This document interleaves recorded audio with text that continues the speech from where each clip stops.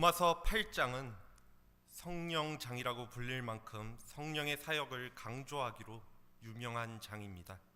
그래서 특히 로마서 8장을 떠나서는 바울이 말하는 성령에 대하여 올바르게 이해할 수 없다라고 이야기하기도 합니다.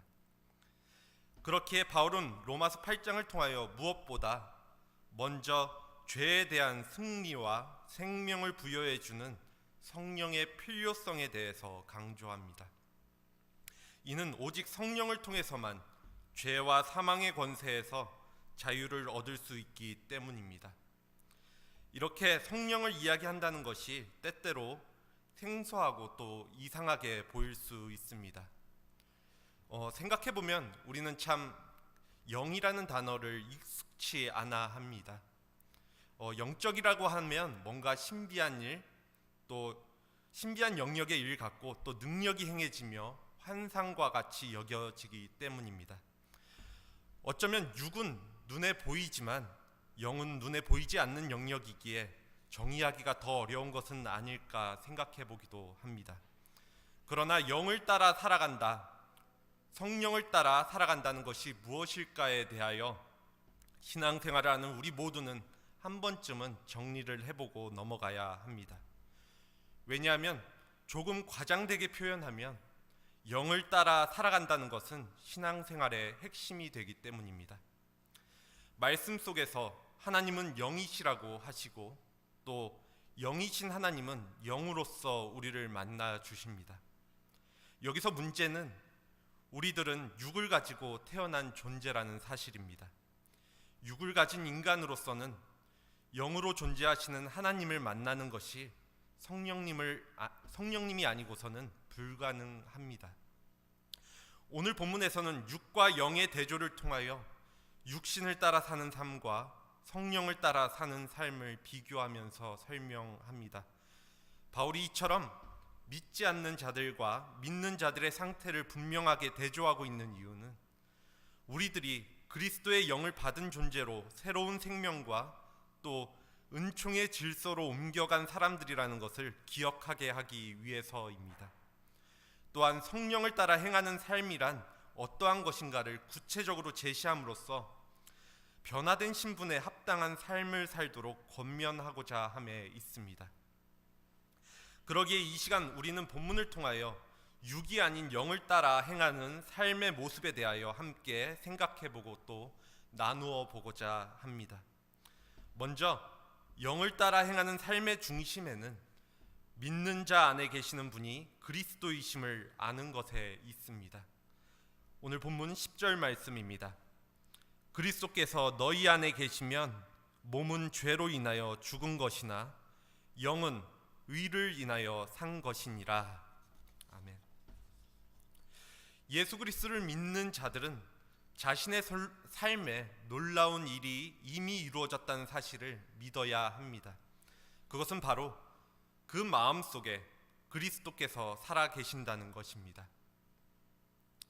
그렇기에 나의 삶은 내가 사는 것이 아니라 바로 그리스도께서 살아가시는 삶임을 고백해야 합니다. 갈라디아서 2장 20절 말씀입니다.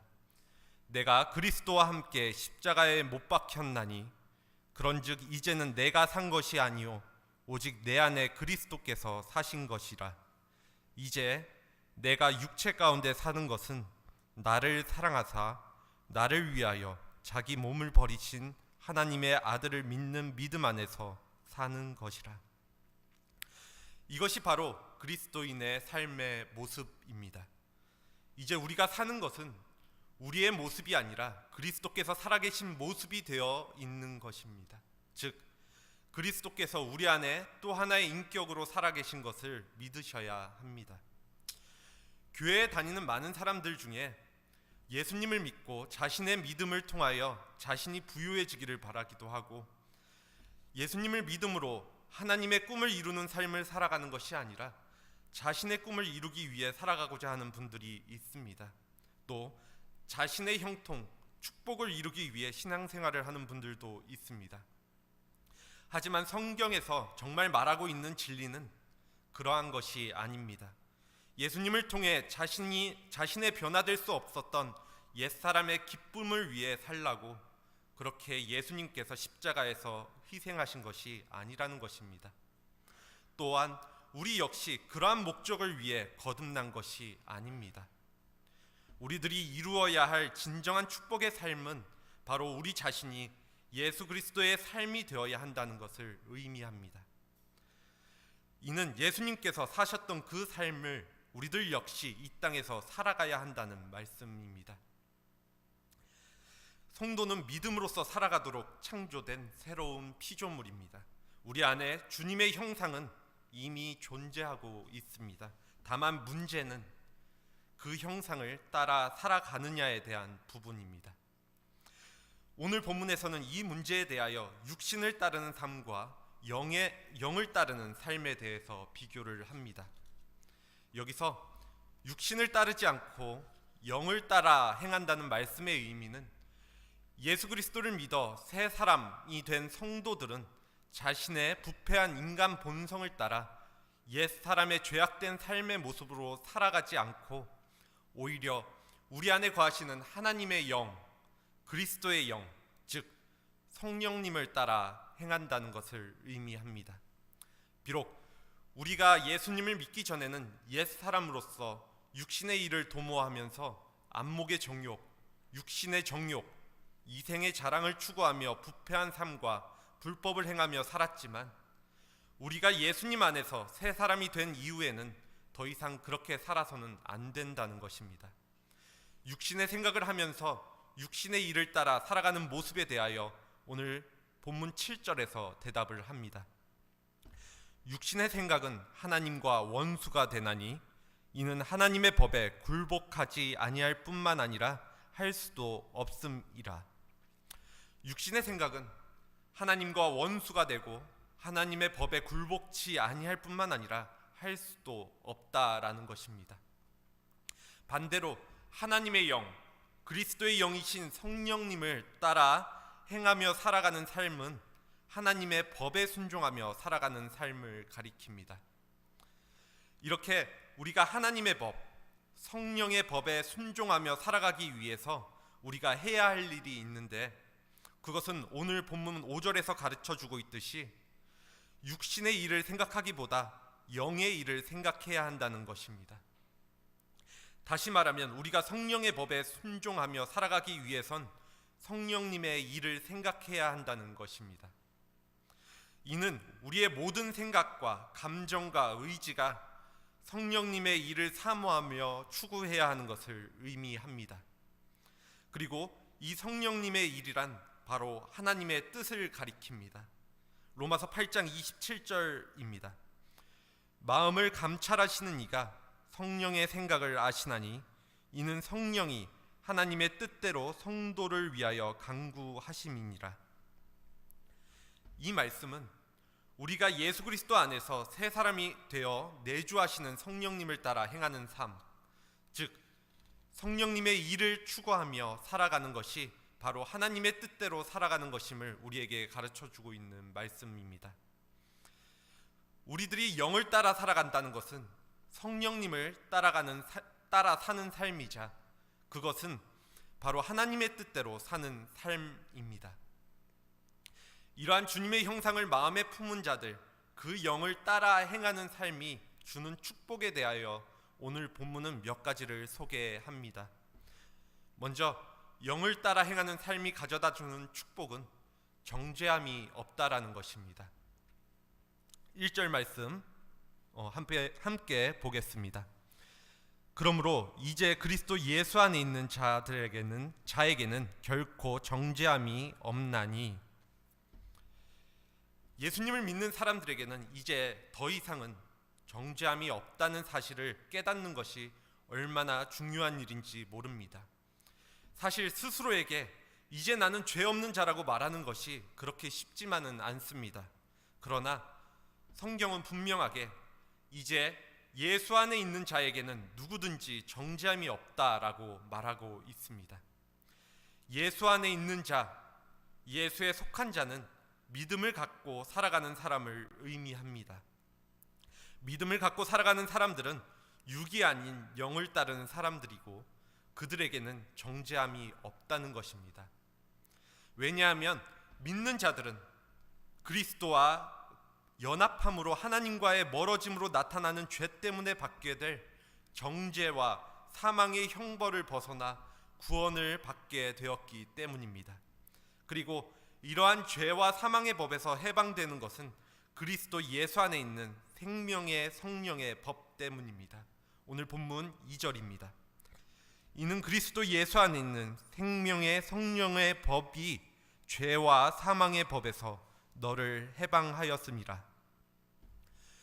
그리스도 예수 그리스도의 구원으로 인하여 성령께서 우리를 죄와 사망으로부터 해방시켜 주시고 또 자유케 해 주심으로 인하여 믿는 자를 누구도 정죄할 수 없게 되었음을 말씀하고 있습니다. 우리가 예수님을 믿기 전에는 죄의 종으로서 부정과 불법을 행하며 하나님께 범죄함으로 결국은 사망에 이를 수밖에 없었지만, 우리가 하나님의 은혜로 예수님을 믿고 나서는 더 이상 죄의 종이 아니라 의의 종이요 또 사망에 이르는 것이 아니라 영생에 이르게 된 것입니다. 여기 두 법의 핵심은 죄와 사망의 법은 육체를 따르는 삶에 근거하고 있지만 성령님의 법은 하나님의 절대적인 은혜에 근거하고 있다는 점입니다. 유대인들은 율법을 철저히 지킴으로 말미암아 인간의 공로로 자신들이 하나님께 의롭다 하심을 받고자 했습니다. 이것을 죄와 사망의 법이라고도 말할 수 있습니다. 그러나 로마서 3장 27절을 보면 바울은 율법이나 자신의 공로가 아닌 믿음으로써 하나님께 의롭다 하심을 받는다는 믿음의 법에 대하여 말씀하고 있다는 것을 우리는 확인할 수 있습니다. 이 믿음의 법은 바로 은혜의 법입니다. 그 이유는 믿음조차도 하나님의 은혜의 선물이기 때문입니다. 그리고 이 믿음의 법은 바로 오늘 본문 2절에서 말씀하고 있는 생명의 성령의 법이라고 말할 수 있습니다. 그 이유는 성령님께서 우리로 하여금 예수 그리스도의 복음을 듣게 하시고 또 깨닫게 하심으로 예수 그리스도를 나의 주님과 구주로 영접하게 하셨기 때문입니다.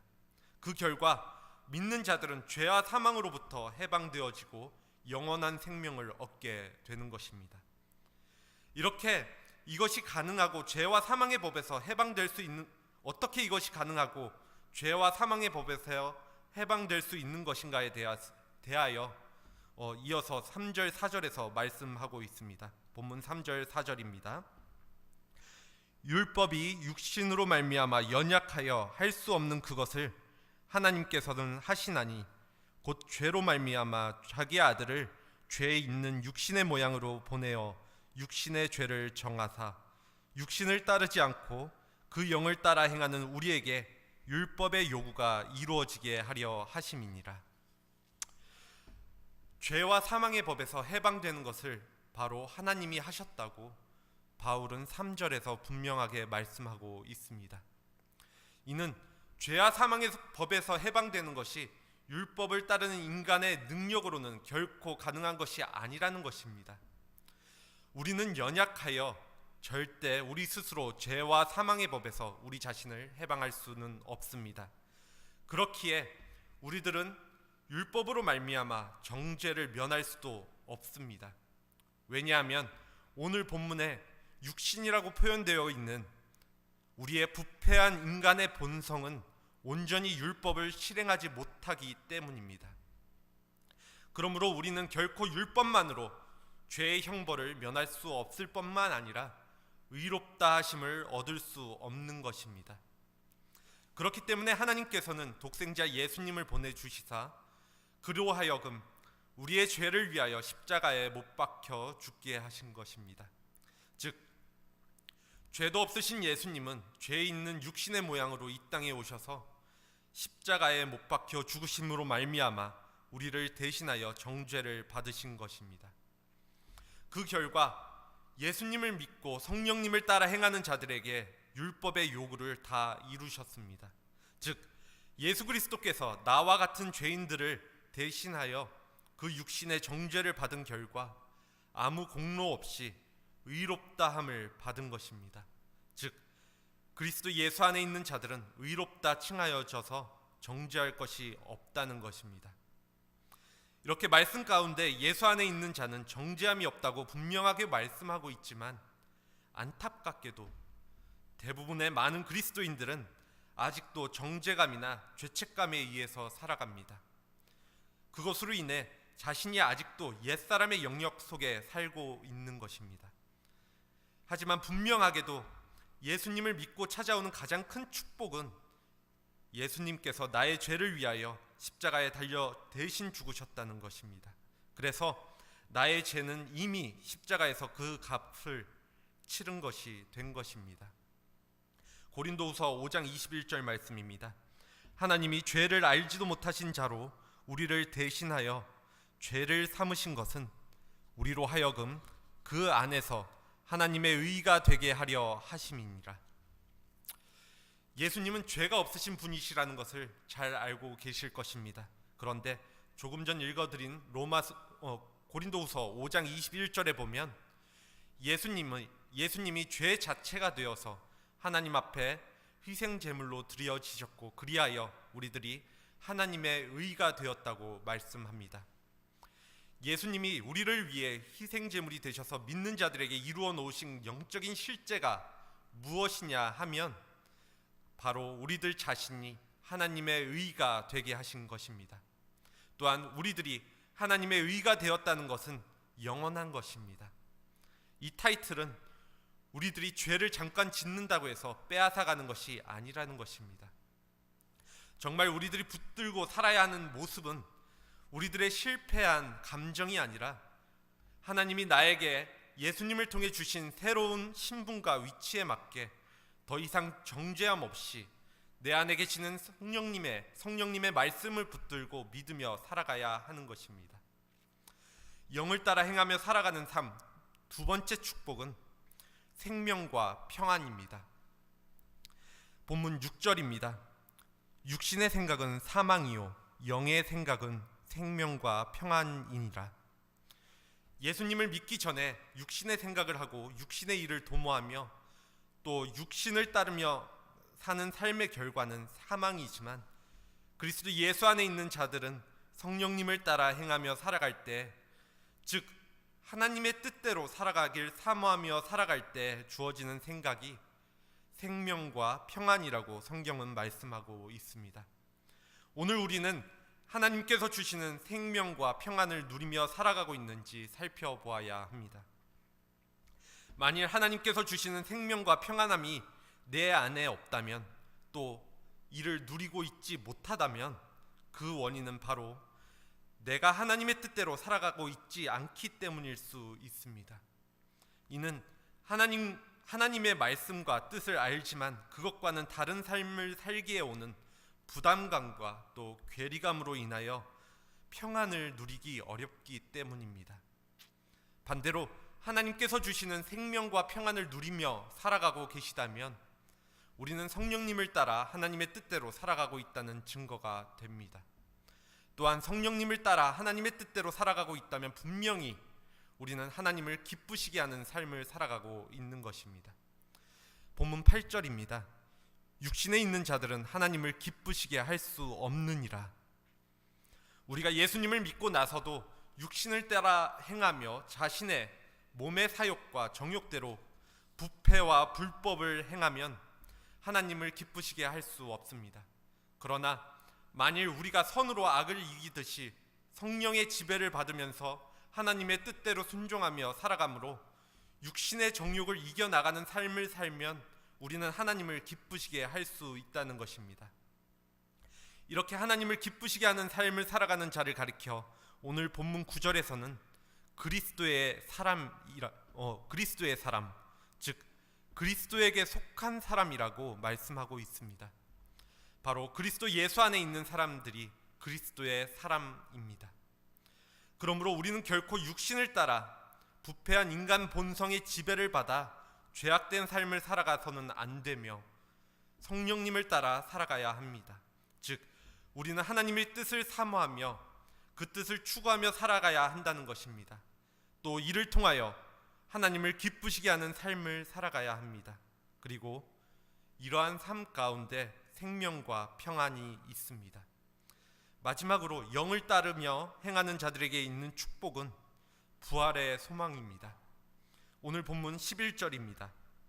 예수를 죽은 자 가운데서 살리신 이의 영이 너희 안에 거하시면, 그리스도 예수를 죽은 자 가운데 살리신 이가 너희 안에 거하시는 그의 영으로 말미암아 너희 죽을 몸도 살리시리라. 바울은 로마에 있는 성도들에게 로마서 편지를 쓰면서 분명하게 예수님을 죽은 자 가운데서 살리신 이의 영이 우리 안에 거하시면 그 영으로 말미암아 우리의 죽을 몸도 살리신다고 말씀하고 있습니다. 이 영은 우리가 이미 9절에서 살펴본 것처럼 하나님의 영 또는 그리스도의 영이신 믿는 자들 안에 거하시는 성령님을 가리킵니다. 이 성령님이 바로 예수님을 죽은 자 가운데서 살리신 영이라고 바울은 말씀하고 있습니다. 그리고 우리 안에 거하시는 성령님은 부활의 영이라고도 말씀하고 있는 것입니다. 이 부활의 영이신 성령님께서 하나님의 뜻대로 예수님을 죽은 자 가운데서 살리셨듯이 우리의 죽을 몸도 다시 살리실 것이라고 바울은 이야기합니다. 우리는 언젠가는 죽을 수밖에 없습니다. 다시 말해 우리의 몸은 언젠가는 그 기능이나 수명을 다하고 죽을 수밖에 없다는 것입니다. 그래서 성경은 한 번 죽는 것은 사람에게 정하신 것이라고 말씀하고 있습니다. 그러기에 솔로몬도 전도서 7장 2절에서 모든 사람의 끝이 죽음이기에 산 자는 이 사실을 마음에 두라고 권면합니다. 이렇게 우리의 몸은 언젠가는 죽겠지만 우리에게는 분명하고 확실한 소망이 있습니다. 그것은 바로 부활의 소망입니다. 예수님께서 죽음에서 부활하신 것처럼 그리스도 예수 안에 있는 사람들 또한 몸이 죽은 후 예수님이 세상에 다시 오실 때 부활할 것입니다. 누군가는 이건 전혀 과학적이지도 않고 또 비현실적인 이야기라고 말할 수 있겠지만 이것이 가능한 이유는 예수님을 부활시키신 성령님께서 예수님을 믿는 사람들 안에 거하시기 때문입니다. 그 부활의 성령님께서 너희 죽을 몸도 살리시리라고 성경은 분명히 그리고 명백하게 우리에게 오늘 말씀해주고 있다는 것입니다. 예수님을 죽음에서 다시 살게 하신 성령님께서 우리의 죽을 몸도 다시 살게 하실 것입니다. 예수 그리스도를 믿지 않는다면 이미 영원히 죽을 수밖에 없는 죄인으로서 육신의 생각 속에서 육신의 일을 추구하며 죄악 가운데 살았겠지만 하나님은 전적인 은혜로 말미암아 예수 그리스도의 십자가의 죽으심과 부활하심에 대하여 듣고 우리에게 믿게 하십니다. 이를 통하여 죄와 허물로 죽었던 나를 거듭나게 하시고 새로운 피조물이 되게 하신 성령님께서 내 안에 거하심으로 예수님께서 다시 오시는 날 우리의 죽을 몸도 다시 살게 하시며 영광스러운 영적인 몸을 입고 영원히 천국에서 주님과 함께 살게 하실 것임을 믿으시기 바랍니다. 바로 예수 그리스도 안에서 영을 따르는 자들이 이 부활의 확실한 소망을 가진 자라고 오늘 성경은 말씀해 주고 있습니다. 이렇게 영을 따르는 자들에게 주어지는 축복인 부활의 소망을 가지신다면 삶의 현장에서 성령의 인도하심을 따라 부활의 생명을 나타내야 할 책임이 있습니다. 성령께서는 믿는 자들에게 새로운 삶의 환경을 열어놓으십니다. 또 우리가 믿는 자라면 우리는 성령께서 열어놓으신 새로운 삶과 생명의 길을 따라 순종하는 것이 마땅합니다. 말씀을 정리합니다. 어느덧 2020년의 절반이 넘게 지나간 이 시점에서 올해 우리의 교회 표어인 행하라 본을 따라라는 말씀이 저의 마음을 두드립니다. 하나님의 은혜로 예수 그리스도를 믿는 우리 안에 계신 성령님을 따라 살아가는지 점검해 보시기 바랍니다. 오늘 우리는 하나님의 법, 성령의 법, 생명의 성령의 법, 내 안에 계시는 성령님의 말씀을 따르며 살아가고 있습니까? 환경의 이유를 대고 나의 상황이나 이유를 대서 성령님이 말씀하시는 바와 내 의견을 조율하거나 타협하고 있지는 않습니까? 오늘 본문 속에서 바울이 육과 성령을 나란히 대조시키고 있는 것은 로마서를 쓸 당시의 상황 속에서 성령의 시대가 왔음에도 불구하고 여전히 옛 시대를 대변하는 육의 영역이 교회 공동체 안에 함께 공존했었음을 보여줍니다. 그것은 그리스도와 성령 안에서 속한 자라도 여전히 육의 영향을 받을 수 있다는 것을 의미합니다. 하지만 그리스도 안에서 의롭다 여김을 받는 자들이 이와 같은 삶의 도전에서 육의 영역에서 자유하게 하신 은총을 누리기 위해 우리는 성령을 따라 행하는 사람이 되어야만 합니다. 육에도 속하지 않고 성령에도 속하지 않는, 혹은 육에도 어느 정도 발을 걸치고 성령에도 어느 정도만 발을 걸치는 중립지대란 존재하지 않습니다. 왜냐하면 성령에 속하지 않는 것 자체가 바로 육에 속한 것이기 때문입니다. 성령 없는 그리스도인의 신분을 생각할 수 없는 것처럼 성령 없는 그리스도인의 삶도 생각할 수 없습니다. 그러기에 그리스도 안에 있는 자는 바로 성령 안에 있는 자이며 성령 안에 사는 자는 그리스도 안에 사는 자가 되는 것입니다. 이렇게 예수 그리스도를 믿음으로 내 안에 계시는 성령을 따라 행하는 삶을 통하여 더 이상 정죄함이 없고 또 생명과 평안을 누리며 부활의 소망을 품고 살아가는 축복을 누리는 우리 모두가 되어지기를 간절히 소원합니다. 기도하겠습니다.